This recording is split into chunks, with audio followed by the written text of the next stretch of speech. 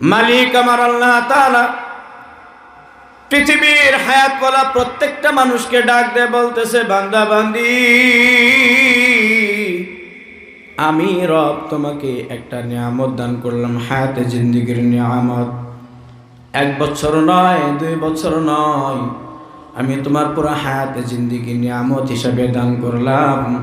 আর আমি তোমাদেরকে বলে দিলাম, আমার বান্দা বান্দি, ওয়ামা খালাকতুল জিন্না ওয়াল ইনসা ইল্লা লিয়াবুদুন।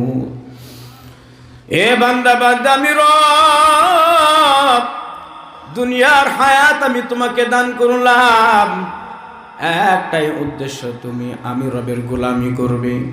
তুমি নামাজ পড়বে, রোজা করবে, হজ করবে, যাকাত দেবে, ইবাদত বন্দেগী করবে, জিকির আজকার করবে, হারাম খাবে না, হালাল খাবে, মিথ্যা বলবে না, সত্য বলবে।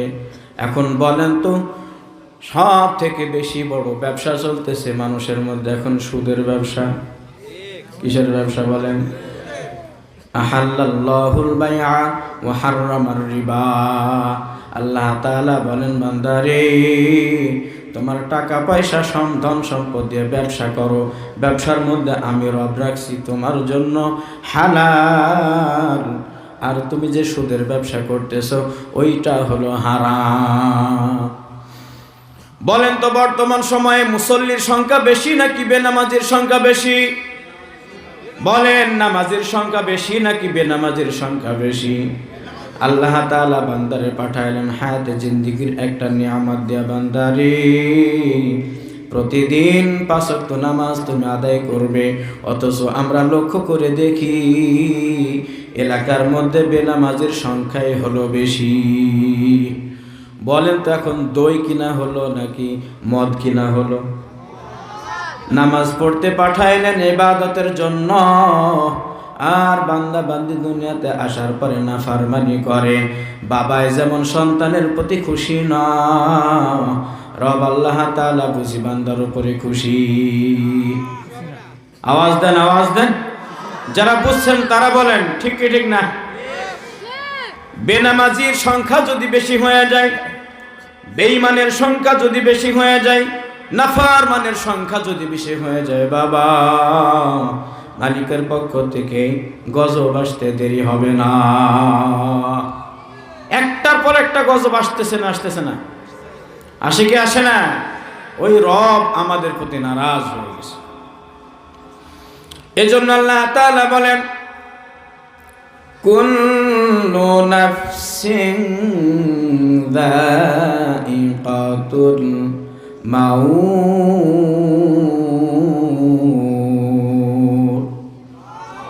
বলেন তো, এই কথা কার? আওয়াজ দিয়ে বলেন। আমি এমন একটা আয়াত তেলাওয়াত করেছি বাবা, এমন কোন মুসলমান নর নারী নাই যারা এই আয়াতের অর্থ জানে না। কুল্লু নাফসিন যায়িকাতুল মাউত, প্রত্যেকটা প্রাণীকে মৌতের স্বাদ গ্রহণ করা লাগবে। আল্লাহ তাআলা বলেন, বান্দারে, শুধু তোমার মৌত হবে এই পর্যন্ত না। যদি আয়াতটা এখানেই শেষ হয়ে যায় তো কুল্লু নাফসিন যায়িকাতুল মাউত, বান্দা তোমার মরণ হয়ে যাবে, তুমি মরে যাবা, এই পর্যন্ত যদি হতো তাইলে আমাদের কোনো চিন্তাও ছিল না, টেনশন ছিল না। আল্লাহ তাআলা বলেন, ওয়া ইন্নামা তুওয়াফাউনা উজুরাকুম ইয়াওমাল কিয়ামা। বান্দারে, কিয়ামতের ময়দানে আমি রব তোমার পুরা হায়াতে জিন্দেগির পূর্ণ প্রতিদান দান করব। কি দান করবে?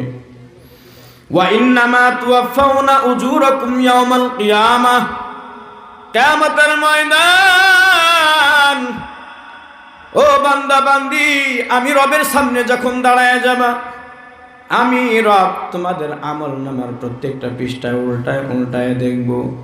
যখন কোনো বেনামাজি রবের সামনে আমলনামা নিয়ে যাইবে, আল্লাহ তাআলা বলবে, বান্দারে, পৃষ্ঠা উল্টাও। পৃষ্ঠা উল্টাবে, ফজর নাই, পৃষ্ঠা উল্টাও দেখবে জোহর নাই, পৃষ্ঠা উল্টাও দেখবে আসর নাই, মাগরিব নাই, এশা নাই। যারা হয়তো নামাজ পড়েন নাই, বলেন কথা ঠিক না বেঠিক? ওয়া ইন্নামা তুওয়াফাউনা উজুরাকুম ইয়াওমাল কিয়ামা, কিয়ামতের ময়দানে রব আল্লাহ তাআলা বান্দার প্রত্যেকটা আমলের হিসাব নেবে। তার কারণ আমাকে আপনাকে হায়াত দিয়েছেন কে? আওয়াজ দেন। হায়াত নামক নিয়ামত মালিক আমাকে আপনাকে দান করেছেন। শুধু শুধু তাই নয়, আল্লাহ তাআলা বলেন আফা হাসিবতুম আন্নামা খলাকনাকুম আবাসা, বান্দারে তুমি কি ভাবো, তুমি কি মনে করো আমি রব তোমাকে এমনি এমনি হায়াত দান করেছি? কোন বাবা যদি কোন সন্তানরে 100 টাকার নোট দেয়, বলে বাজারে যাও 1 কেজি পটল কিনবে, 1 কেজি আলু কিনবে, এইভাবে করে হিসাব ধরায়া দেয়। এই সন্তান যদি বাজারে যায়, বাস বাবা যা যা বলছে তাই আনছে। তারপর সন্তান ডাক দেয়, সন্তানকে ডাক দেয়, বলবে বাবায় সন্তান রে তোমাকে যে 100 টাকা দিলাম, তুমি কি কি আনছো বলো, টাকা আর লাগবে নাকি তোমার শর্ট পড়েছে, অথবা বলো তোমার কাছে টাকা বেঁচে আছে নাকি নাই। একজন বাবা তার আপন সন্তানকে 100 টাকার লোন দিয়ে যদি বাজারে পাঠায়, পাঠানোর পরে সন্তান ঘুরে আসে আর বাবা তার 100 টাকার হিসাব নেয়, আমি আপনি বলি ওই মালিক আল্লাহ তাআলা আমাকে 60 বছরের জিন্দেগি দান করলেন, 70 বছরের জিন্দেগি দান করলেন। ওই মালিক ডাক দেয় বলতেছেন বান্দারে তুমি এখন বলো তোমার হায়াতে জিন্দেগির 80 বছর কিভাবে কাটাইলা?